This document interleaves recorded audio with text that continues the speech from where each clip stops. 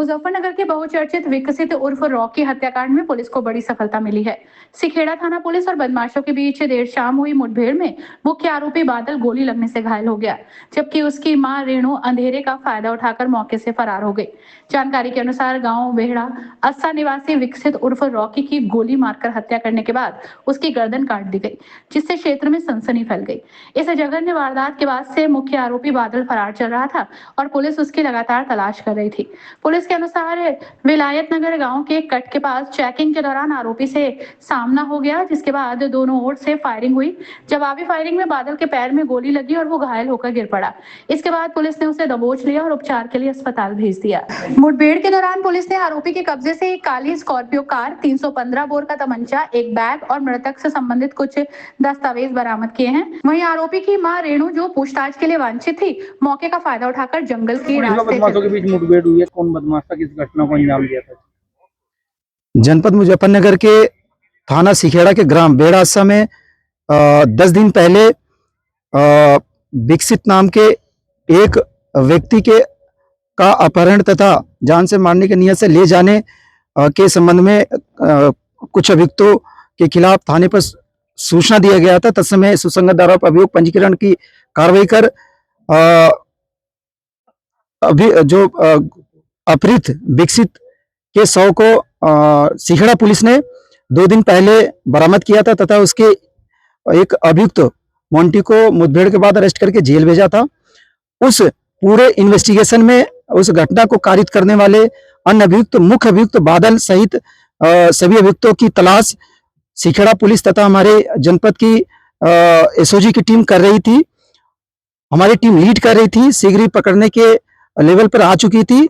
आज शाम के समय मुखबिर द्वारा सूचना दिया गया कि बेड़ासा में विकसित की हत्या करने वाले जो मुख्य अभियुक्त बादल तथा उसकी मां है, वो आज भोपा की तरफ से कहीं भागने के फिराक में है। इस सूचना पर तत्काल सिखेड़ा पुलिस एसओजी के साथ संयुक्त रूप से सक्रिय होकर मुखबिर के बताए स्थान के पास आकर चेकिंग की कार्रवाई शुरू कर दी।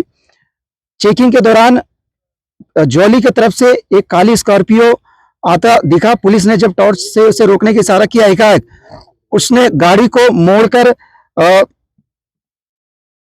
असदनगर बंडू रोड की तरफ मोड़ लिया और भागने लगे। एकाएक टर्न आने पर वो गाड़ी कच्चे मार्ग की तरफ लीची के बाग की तरफ उतर गई।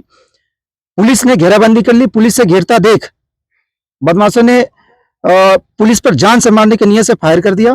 पुलिस ने जब आत्मरक्षा के प्रयास में जब जवाबी फायरिंग की, उसमें एक बदमाश के दोनों पैर में गोली लगी तथा उसमें उसके साथ मौजूद एक अन्य अभियुक्ता जो कि महिला थी, वो मौके से अंधेरे का फायदा उठाकर भाग गई।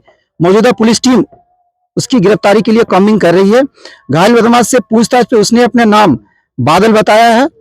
उसके पोजीशन से 315 बोर का तमंचा, जिंदा और खोखा कारतूस,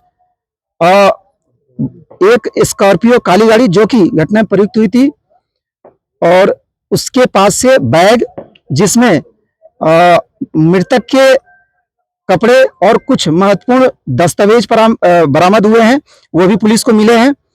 पूछताछ पे अभियुक्त ने बताया कि बेड़ासा के विकसित को अन्य साथियों के साथ इसने मिलकर 18 तारीख को अपहरण करके ले जाकर बड़ौत में इसकी हत्या की थी तथा कादीपुर थाना भोपा में लाकर गांव में उसके शव को अलग करके वहां उसे गाड़ दिया था तथा उसके सिर को जो गंगा नहर जौली रोड भोपा की तरफ जाता यहां लाकर उसने फेंक दिया था। पूरे पूछताछ के बाद उस अभियुक्त को जो फेंके गए सिर के बरामदगी के लिए मौके पर यहाँ गंगा नहर पटरी पर लाया गया है और स्थान का चिन्हांकन कर लिया गया। चूंकि अंधेरा रात्रि है, टीमों को लगाकर शीघ्र से शीघ्र जो उसका सर का जो शेष भाग है, सिर है, उसका बरामद किया जाएगा।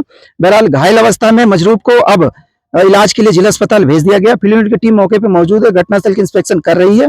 शेष अन्य अभियुक्तों की गिरफ्तारी के लिए हमारी टीम लगी है, उनको भी हम लोग गिरफ्तार करके आगे की कार्रवाई करेंगे। इस पूरे प्रकरण में अभी जो शेष जो भागे हुए अभियुक्ता है उसकी गिरफ्तारी के लिए भी हमारी टीम लगी है। शीघ्र उसे गिरफ्तार कर हम आगे की विधि कार्रवाई सुनिश्चित करेंगे। वहीं आरोपी की मां रेणु, जो पूछताछ के लिए वांछित थी, मौके का फायदा उठाकर जंगल के रास्ते फरार हो गई। सीओ नई मंडी राजू कुमार साहब ने बताया, पूछताछ में आरोपी ने मृतक का सिर गंग नहर में फेंकने की बात स्वीकार की है। इसके बाद पुलिस ने सिर की बरामदगी के लिए गंग नहर क्षेत्र में सघन तलाश अभियान शुरू करने की तैयारी कर ली। पुलिस का कहना है कि फरार आरोपी की मां रेणु की गिरफ्तारी के लिए अलग अलग टीमों को लगाया गया है और मामले में आगे की कार्रवाई जारी है। अपनी राय कमेंट में जरूर बताइए और ऐसी ही बड़ी खबरों के लिए रॉयल बुलेटिन को लाइक, शेयर और सब्सक्राइब करना न भूलें।